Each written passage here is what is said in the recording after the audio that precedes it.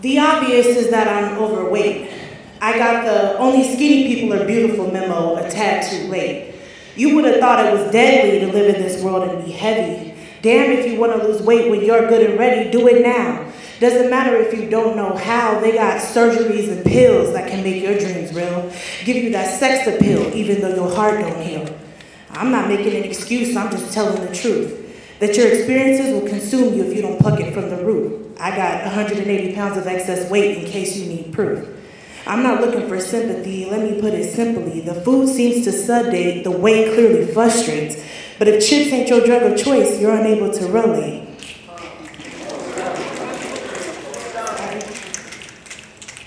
You see, we need food to survive, but it helps suppress my cries. So how do I take a moment to stop and realize that it's not in any way healthy? But if you really think it's that bad, then damn it, why don't you help me? How many people consider their health on a daily? I'm sure the percentage is minimal, but somehow you're warranted the right to criticize me because my demons are more visible. It's so sad to me, basically a tragedy, that if you're a queen who happens to not be lean, you'll never be crowned your majesty. My favorite one I hear is, "Oh, you're so pretty to be big." So does it automatically make you pretty if you're shaped like a twig? Quite honestly, I really don't know why I'm surprised, because if people associate beauty with color, why wouldn't they with size? I can see past all the bullshit, so I still stand tall, because I'm pretty regardless, motherfucker, heavy and all.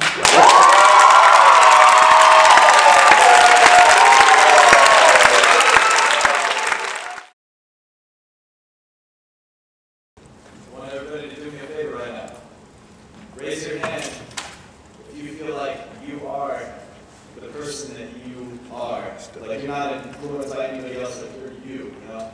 Like raise your hand if you feel like you're you, that's awesome. That's the person that you should be.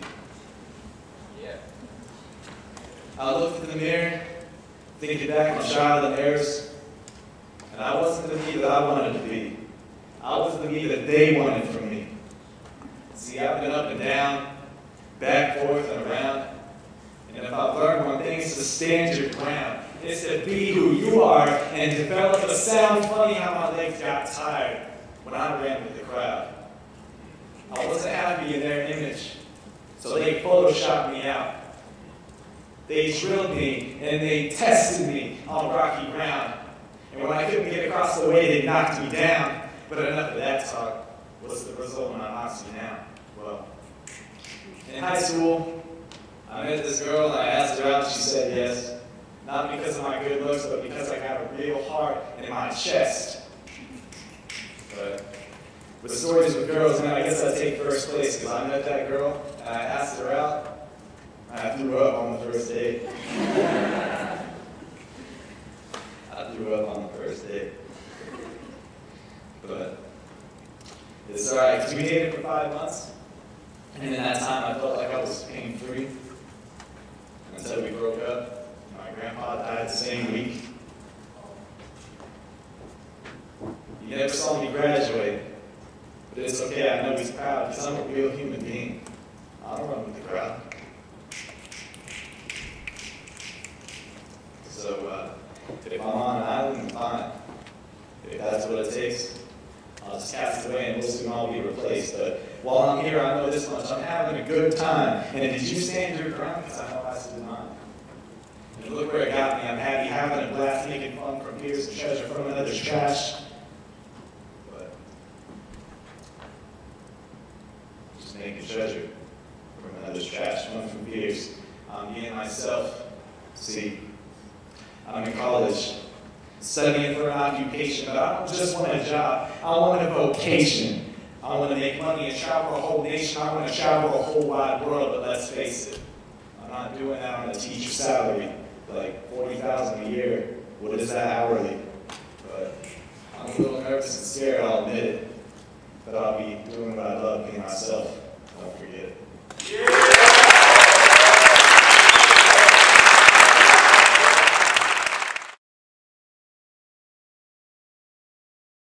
My poem's called Let Me Be Me. I am not what you see or hear or make or want. I am not a handful of Play-Doh. You cannot form me into what you wish I would become. because I am me. I have worn mask after mask after mask to cover the invisible scars of lies placed beneath my skin. The silent screams of individuality have been covered by the rooftop of conformity.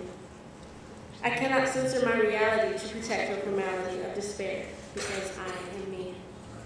I try to fight the belief that you and I are one and the same, but this cannot be. Because you see that you and me are different. We are cut from a different fabric. Even though we are creating one quilt, it is composed of one painful rejection with one satisfactory belief of acceptance. We are the true yin and yang. We are two opposites, but we are both opposed to taking the distance as a reason to let one fall off the cliff of life. I have not, I will not, I cannot let you and me be a we, because I am me. Don't love me, don't hate me, don't change me. Let me be me.